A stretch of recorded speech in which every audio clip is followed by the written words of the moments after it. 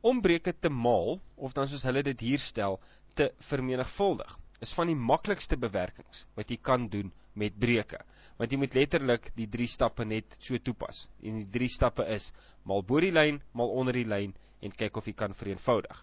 So as 'n voorbeeld, kom ons kyk byvoorbeeld na iets soos 2 op 5, maal met, sê nou maar iets soos 3 op 4.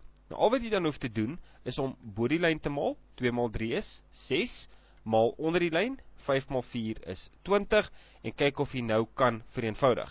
En ons kan vereenvoudig, want 2 kan in 6 indeel 3 keer, en 2 kan in 20 indeel 10 keer. So ons antwoord is 3 op 10, en daar is nie nog 'n getal wat in 3 en in 10 kan indeel nie. So dit is stap 3, vereenvoudig. Daar is egter 'n ander manier wat jy het ook kon gedoen het. Dis nie noodwendig reg nie, dis nie noodwendig verkeerd nie, dis net 'n ander manier.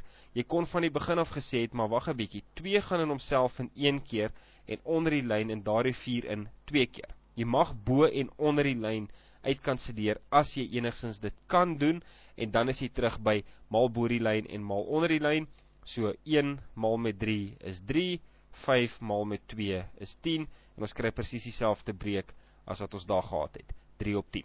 So net om weer op te som, die 3 stappe, maal bo die lyn, maal onder die lyn, kyk of jy kan vereenvoudig.